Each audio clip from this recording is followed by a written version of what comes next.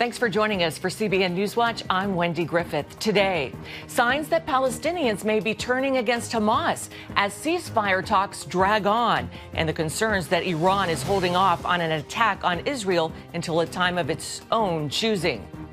Rebuilding after the Hamas sneak attacks on October 7th. We'll talk to an Israeli woman who's working to restore her community after the devastation of those terrorist strikes.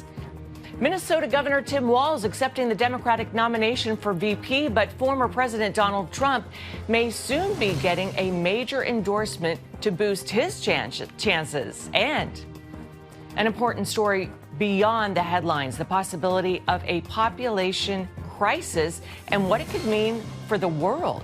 These stories and much more today on NewsWatch. This is CBN NewsWatch. And we begin in Israel, where some Palestinians appear to be turning against Hamas, even as ceasefire negotiations drag on. And Israel warns it cannot accept a deal which would hurt its security. All of this as the shadow of a possible attack from Iran looms over the Jewish state. Chuck Holton brings us the story from Jerusalem. Hamas leader Yahya Sinwar has reportedly added a new demand to ceasefire negotiations, his own survival.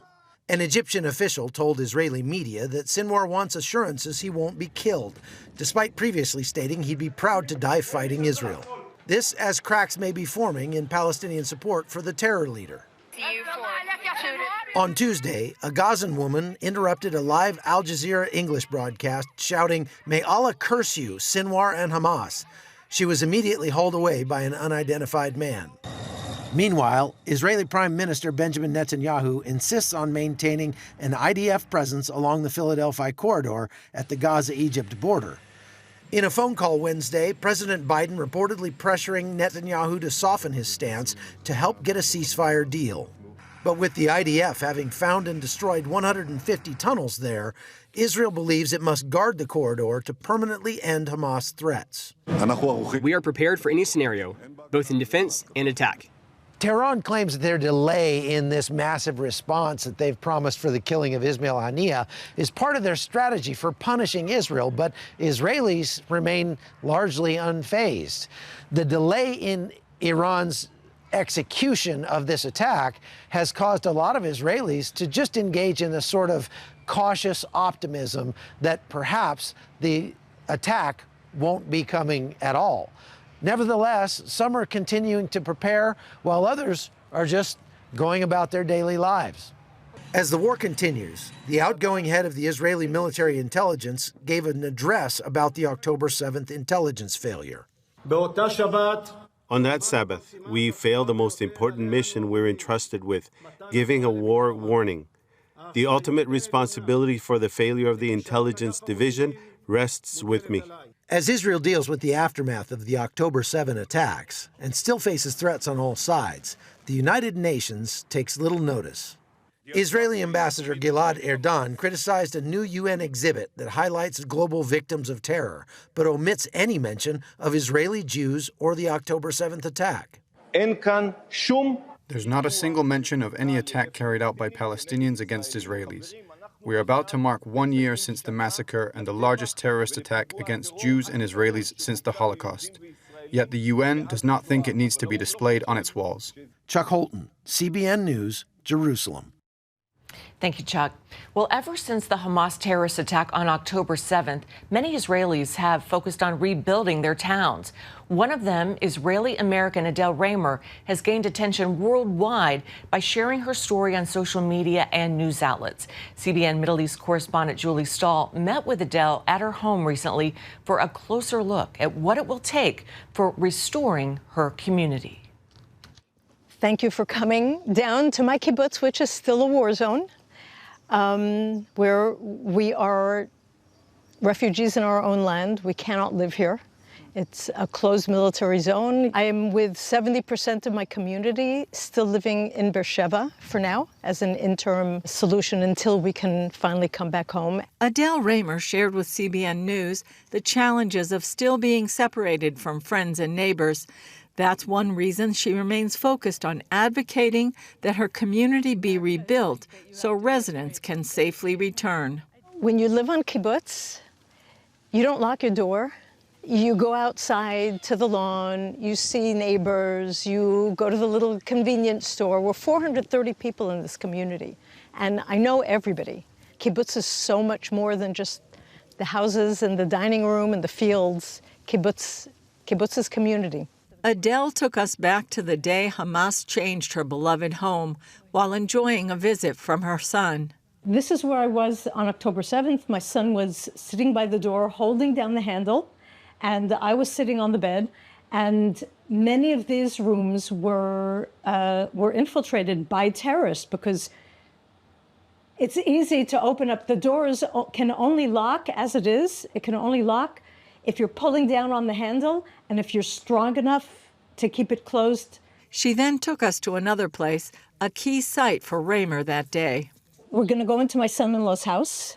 This is where I almost lost my 3 grandchildren on October 7th. Wow. The terrorists came into the house. My son-in-law was one of the first responders, so he had a gun, and he was with the children in the safe room, and he heard the terrorists enter the house.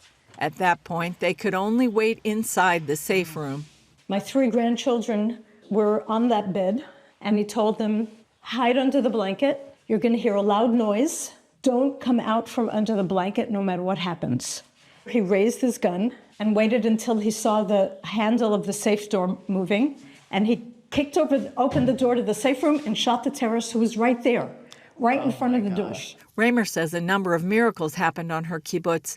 One example, no children were kidnapped from Nirim. And then I realized that was supposed to be my 3 grandchildren. If he had not been here with his gun, they would have been murdered or kidnapped.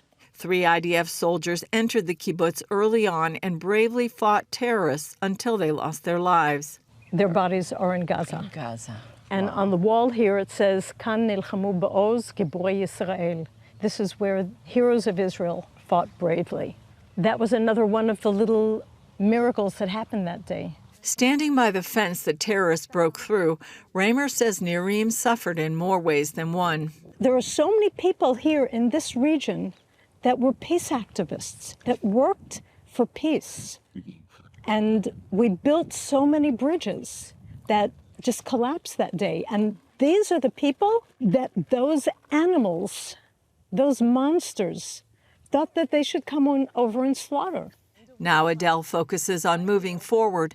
Currently, the kibbutz is renovating its dining room with bomb shelters on both floors, moving the convenience store to a more secure area, and repairing other infrastructure. Adele hopes to make improvements to her own house before she returns, especially upgrading the bomb shelter to make it safe from terrorists and gunfire, not just from rockets. She also plans changes including windows, doors, and a bigger porch. That will be my victory. That will be how I will reclaim my house, my life. I had so much stolen from me, and there's no way I'm going to let that stand. So I will be back here, building bigger and better, as we're going to be doing with the community, so that young families are going to be willing to come back, and new families, hopefully with young children, will want to join us. Julie Stahl, CBN News, Kibbutz Nirim, Israel. So much courage. Thanks, Julie. Coming up, here at home, Minnesota Governor Tim Walz formally accepts the Democratic nomination for VP as the party's national convention heads into its last night tonight. We'll bring you a look at these stories when we come back.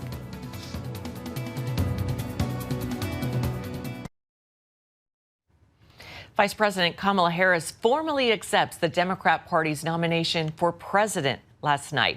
That happens tonight. She takes the stage after her running mate, Tim Walz, made his appeal to the rural, Rust Belt, and independent voters. As John Jessup reports, that could be a challenge given a potential major endorsement for former President Donald Trump that could come later this week. On the final night of the DNC, Kamala Harris will attempt to channel the energy laid by fellow Democrats on day 3. That includes solemn moments inside the United Center, like acknowledging the hostages held by Hamas,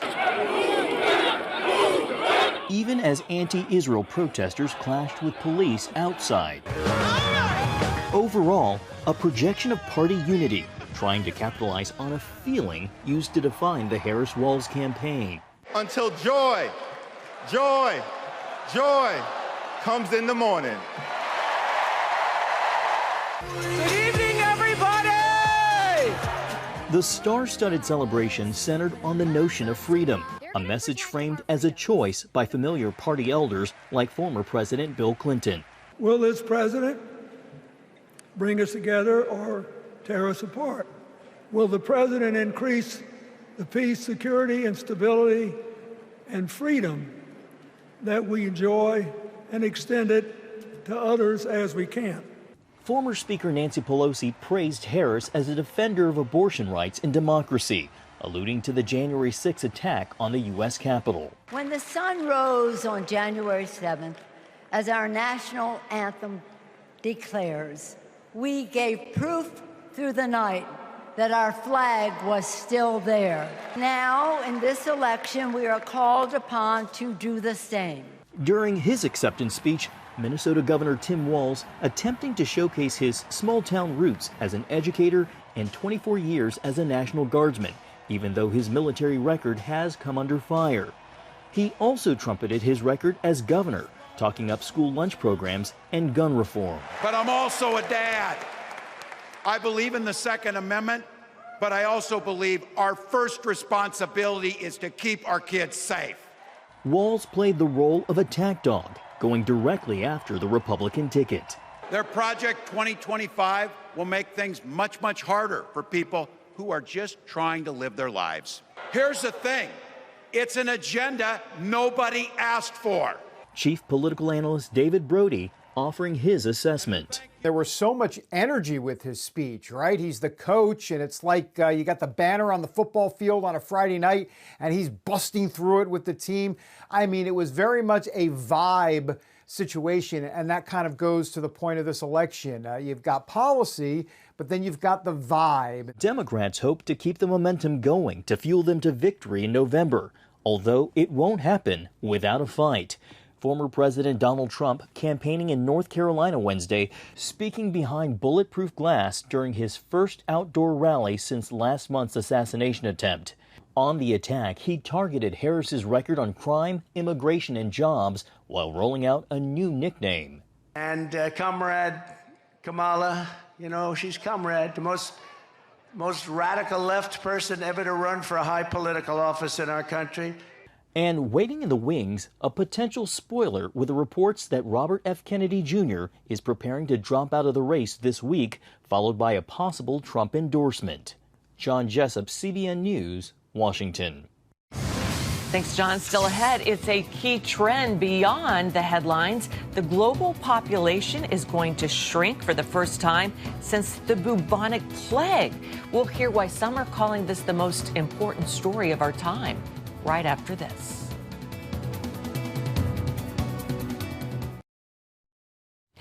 The world is facing a population crisis. Experts predict the number of people on the planet could begin to shrink in the next 30 years.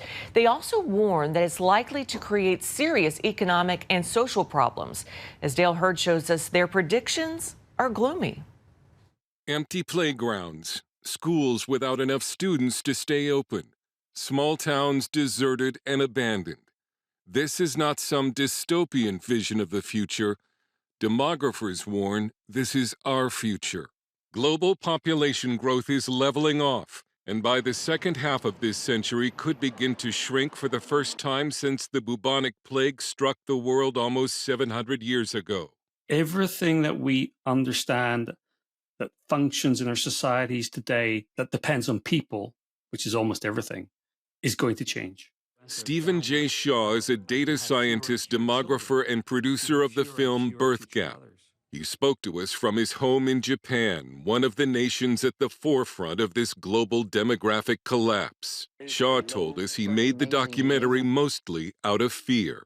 Fear of the future that we're, as a planet, completely unprepared for and mostly unaware of. The population crisis could be the most important story of our time because of all the changes and potential problems that it will bring to our world. Taxes could soar as economies shrink. The many elderly could cause retirement and medical systems to collapse. Businesses will struggle to find employees, and there won't be enough young to care for the old. That means sporadically you're going to have housing that's left desolated. You're going to have stores that are empty. You're going to have places with fewer and fewer employees, fewer customers. You're talking of decimations of communities. You're talking of closed schools. You're talking of closed hospitals. A nation needs an average fertility rate of 2.1 children per woman to keep its population from shrinking. The countries on this map in some shade of blue all fall below that replacement rate. They include 70% of the global population in almost every developed nation. The U.S. fertility rate hit a new record low last year, dropping to 1.62 births per woman, a number temporarily offset by record numbers of illegal immigrants. In his film, Shaw explains how fewer children from fewer and fewer mothers creates a cascading effect, leading to a downward spiral from which Shaw says no known civilization has ever recovered. This thing is going to be like a snowball rolling downhill. It's just going to keep building. Daryl Bricker is global CEO of the polling firm Ipsos Public Affairs and co-author of Empty Planet, The Shock of Global Population Decline. The top reason for people not having children is they just don't want them. That's the main reason people are not having children. The second reason tends to be related to their ability to have children, whether it's the relationship that they're in or the personal circumstances they find themselves in, or their physical ability to have children. Shaw calls it unplanned childlessness, linked to delayed parenthood. People trying or wanting to start families well into their 30s, when frankly biology isn't going to help necessarily. Biological challenges start around that time, but there's a bigger problem. Often people looking to start families in the 30s aren't in stable relationships. They've gone through a breakup. They don't have a partner. Their partner's not on the right page at the right time. It doesn't get easier to find that magical moment. Government incentive programs to encourage larger families have seen only limited success. Shaw warns that nations with the lowest fertility rates could see their populations cut in half in as few as 2 generations. Most of our lives, we've been told how the world faces dangerous overpopulation. If the present trends continue, our cities are going to be choked with people. They're going to be choked with traffic. They're going to be choked with crime. They're going to be choked with pollution. And they will be impossible places in which to live, and the explosions will be even worse. So people stopped having enough children. And now this widening birth gap could be the most important social and political event in modern history. The first message I would give to anybody is wake up. This is going to be one of the dominant issues, if not the dominant issue, through the course of the 21st century.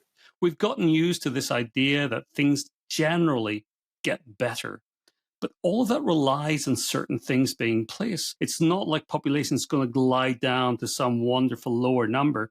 No, it's ugly. But also because there's no known solution. No society's ever come out of this.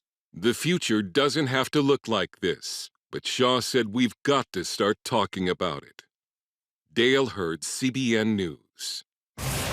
Wow, thanks, Dale. Coming up, on a more optimistic note, we'll show you how summer is a good time to eat more of the foods that can keep you healthy. We'll bring you that story when we come back.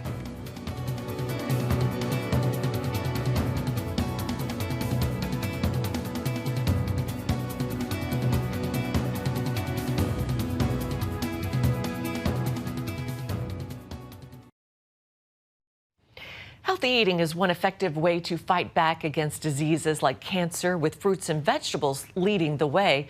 However, the CDC reports only about 12% of adults take in the recommended amount. As medical reporter Lori Johnson shows us, this is the perfect time of year to boost your intake.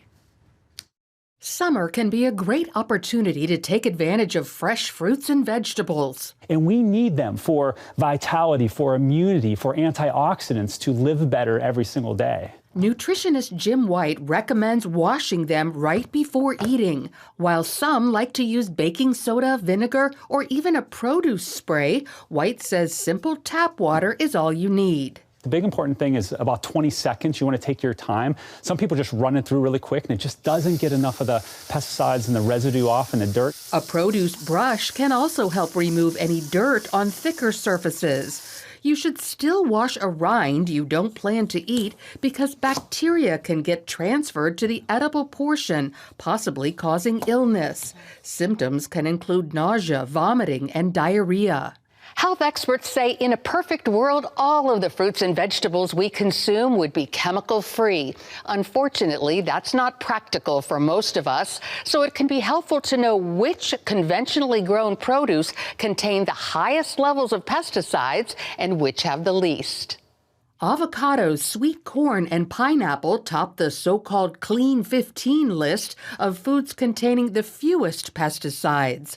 On the other end of the spectrum, strawberries, spinach, and kale top the so-called Dirty Dozen list. But it doesn't mean food avoidance. I see a lot of times where people get scared to eat fruits and vegetables, then they don't eat it at all. If organic doesn't fit your budget, White says you can still eat the regular stuff. But there's a recent study showing that the USDA and FDA does such a great job at working to make sure conventional fruits and vegetables are minimally processed that the difference is negligible. White adds in many cases, frozen may cost even less. They freeze them right away and they get set in, so it preserves a lot of nutrients. Canned is usually the cheapest, which is better than no fruits or vegetables at all. The one thing we got to watch is the high amount of sodiums and sugar, so I'd recommend to wash some of those in water just to get some of that added sugar and salt off. So while the way you eat fruits and vegetables can make a difference, the important thing is that you keep them on the menu